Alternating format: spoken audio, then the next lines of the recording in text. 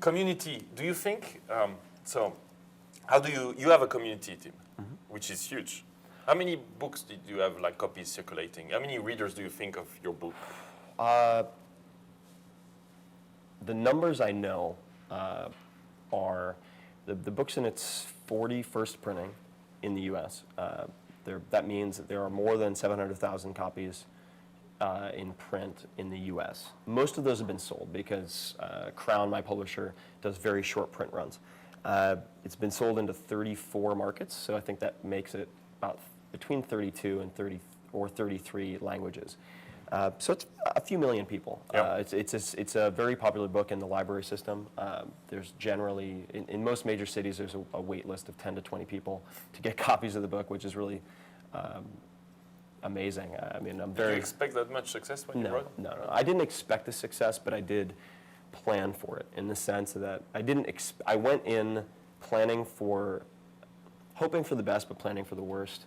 And that also entails planning for the best, meaning that I set the conditions so that it would have the highest probability of success, but I didn't expect it because you have more than 200,000 books a year that are published in the U.S. alone, and fewer than 5% sell more than 5,000 copies or reach break-even for their advances. So the statistics, the probabilities are against you in that case. So that's a great way to start a community. You know, he's write a fantastic book, which is not easy. You should teach us how to do that. Well, I mean, also, but the point that you allude to, which is important, is that I launched my blog several months before the book came out. So I used the two of them in combination to feed off of each other and to build that community. And I've had many authors approach me and ask me how to set up a blog. Number one, I ask them, do you enjoy writing? If you don't bother, because a mediocre blog is more of a liability than no blog at all. Like, a mediocre blog is worse than having no blog. Yeah. So don't have a crappy blog. Second is, if you're an author and you have a book coming out in 6 months, I would encourage you to try to time the promotion of the blog with the book. It just makes the job much easier. And that could also be the launch of a new version of a product, but really try to time these initiatives so that they coincide with one another. Secondly is there are a number of phases in building a community. I think the first is creating the first wave of early adopters, which I think I did fairly effectively by giving a keynote presentation at South by Southwest in 2007. That's really where... So before your book Before the book came out. This was a month before the book came out, and that was really, I would say, the first tipping point. And you were not known at that time? Not at all. Not at all, or not too much already? Very little. I mean, how did you get that? You call them and like, can I do a keynote? I had to, well, leaving out the details, it took a lot of effort because they're inundated with requests. I was introduced to one of the organizers of South by Southwest, and they want the details. And all right. Well, you knew someone. Yeah. But no. So anyway. So I did South by Southwest. It was being a pain in the ass, guys, is what it was. It was calling, emailing, and doing it intermittently so you don't seem like a stalker, but it was not easy. I mean, I had to persist and consistently give new reasons for contacting them and new information. It was a pain in the ass. So that's the way it goes. So show up at events in general. Right. Well, I did the event. The timing's important. I did the event a month before the book came out. The blog was already pre-existing, had some content on it so people could link to it.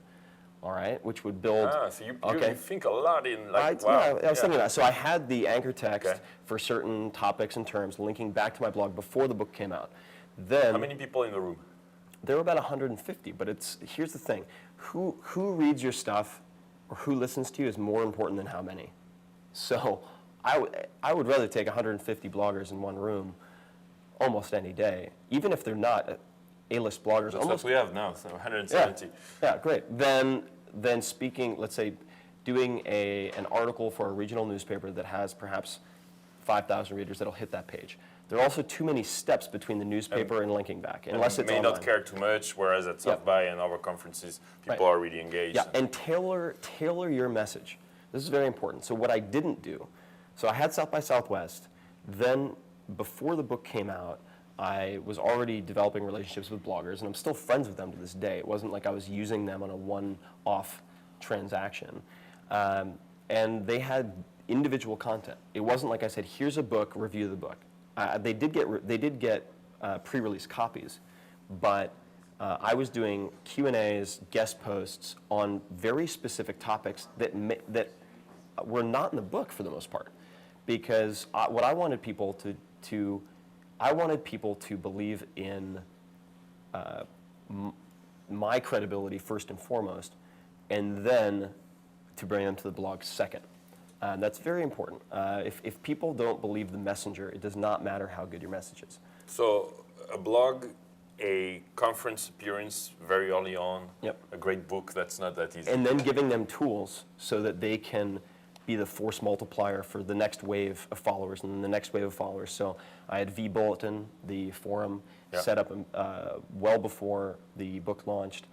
Not only that, but I encouraged people. For example, I said, look guys, I'm never going to create the 4-hour work week for the Christian single mother with diabetes soul. Like, it's not going to happen. So if that's your demographic and you want to create a community, here's how you do it. Very early on, I think this was within the first 2 weeks, I said, go to ning.com. This is exactly how you do it. This is how you tag it and create your own community. And do you have one in Ning?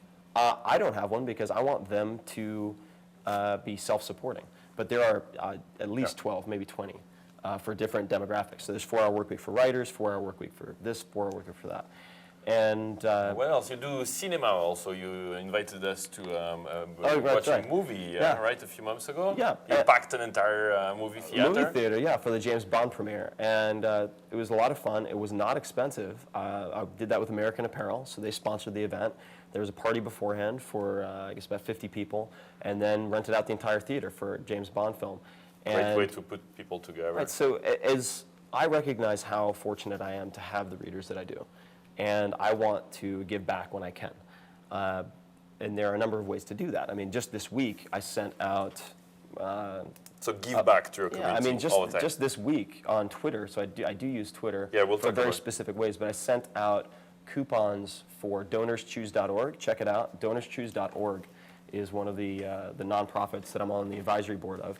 I sent out about $90,000 worth of coupons for people to go to DonorsChoose and donate to classrooms in their hometowns or in their areas that need the funding for basic materials like books and blackboards and things like that. So there are a lot, but the other thing that is important about community is I certainly value passive readers, but I also want my readers to be very action-oriented, because it's very easy to read advice and not apply it. It's very, Can you define that? So what that means is I will constantly try to get my readers engaged with doing small things that benefit them, that benefit other people. And over time, what you find is this becomes a habit, whether that's a philanthropic habit or any other habit that people can then put on autopilot. And I've been doing that since the very beginning. So my readers are very active. I mean, I was in Vietnam just a few weeks ago with Matt Mullenweg and a few other people. 2 of the people I was with were readers who had donated to this school. We built 2 schools in Vietnam, and they flew all the way to Vietnam to see these schools. Andrew Rosca and Jose Castro. And that, I don't think that would have happened had I not led up to that with many small opportunities to get engaged and to be involved with something bigger than themselves. That's, I think, a very critical portion of having a community. You want an active community. You don't want a community that metaphorically is going to see somebody getting stabbed in the street and let it go on for 15 minutes before they call the cops if they do at all, which is actually a real story. It's terrible stuff, but you want a community that's going to be really engaged. Twitter, how do you use Twitter? How does Tim Ferris use Twitter? I use Twitter in very specific ways. Number one is for effectively an online diary, really, to just chronicle the things that I think are cool or things that have happened to me so I can look back and check it out. Second is I blog quite infrequently by most standards, so once or twice a week, often less frequently. So for the people who want the small things that I think are cool, that are not worth an entire blog post, because I don't want to clog people's RSS readers either, then they can follow me on Twitter, and they'll see what I'm doing, the music that I find that I think is cool. Or Tim Ferris, double R, double S. You got it, yeah. Ev, I need Timothy. @ Timothy, please. Anyway, so T Ferris, yeah, with 2 R's, 2 S's. And that's pretty much it. It is really a microblogging tool for me. Small things that I find of interest and that I think could be helpful. I also poll my Twitter followers quite a lot. So if I'm looking at e-commerce, simple e-commerce platforms like Shopify.com or e-commerce plugins for WordPress or other options, I will ask them and poll them which they find most useful if they have any other suggestions, and then I'll report the findings back to those followers. Do you auto-follow everyone? No, I don't auto-follow. Why not? It would make them happy. It would, maybe. I don't want it to make them happy. It's not that I don't want to make my readers happy. I want them to get fulfillment out of other things. Auto-following also, as you know, creates a lot of problems with bots and spam and direct messages. And I stopped doing it. And I don't need that. Like, Facebook, to me, already turned into a huge mess because of all the spam and so forth by auto-approving friends. And I don't But you see, like some people like Kawasaki are saying, oh, it's arrogant. You're an arrogant because you're following few people. And well, you know, auto-follow, yeah. People can define. I'm teasing. I have no answer to this. No. I mean, I think that if everybody agreed on everything, it would be a very boring world. But the idea that you're arrogant if you don't engage with everybody who wants to engage with you, come on. That if you want to spend all of your time responding to everybody who wants something or anything or nothing at all, just wants to chat with you about the rapture or whatever, then hey, that's your choice. But I don't think it's arrogant. I think saying, you know what, I want you to actually get offline for at least a few hours a day and do something that's meaningful for you, I don't think that's arrogant. I think that's trying to be helpful. But how about Facebook? Facebook, for me, was sort of a great idea in the beginning, allowed old friends to find me, and just became very unwieldy once there was a certain critical mass of people who'd been approved, because it's very easy to hurt feelings on Facebook or on Twitter. Because Facebook, you also, you have to reciprocate, right? It's a friend on Facebook is, we both friend each other. Yeah, exactly. So if you meet someone at a party and then they ask for you to friend them, and it's not like you dislike them, so you don't want to say no. They feel bad. There's a certain amount of guilt associated with that. So there was a point of no return, which was probably about 1.5 years for me. And so you've not friended everyone on Facebook? No, I do. I do, because I'm just past the point of no return. I think that in that case, it's either you keep it very, very tight or you friend everybody, and I'm already past the point of no return, so I friend everybody. But it's okay. So I do post to Facebook. I have photos and so forth up there, but I try to minimize the number of sites I have to interface with. So I use stuff like ping.fm. I think is a great tool. Yeah, they're badasses. Yeah. As they describe themselves. Sean, if you watch this. And the video, you don't do much video, right? You do video when you have people inviting you, but you don't do your own, like Gary Vaynerchuk, like every other day. Not every other day. I do video. I think video is great. I think it really brings in an audience that may not otherwise engage with you also. So I very rarely do video-only posts, because I think that online, at least in my experience, nothing travels faster than text. So I like to combine video with text. Like today's post I just put up a post earlier today on how to use chopsticks, which was a video clip from Vietnam, because everybody has trouble with chopsticks unless they grew up with them, just about. That's cool. Yeah, so and you that's do funny video. videos like this? I do. I mean, the videos that I put the most thought into generally get the least number, the fewest views, and the one video that has the most views, it has something like 2.5 million views. What is it? It's how to peel hard-boiled eggs without peeling them. It's basically cooking them with baking soda and then pinching off a hole at either end and holding it and then blowing the egg out into your other hand. And this video is one take with my brother, 60 seconds, and it has 2.5 million views. Yeah, so you never know what works or not online, right? It's very hard to predict. Anything else you do with your community? Do you do meetups?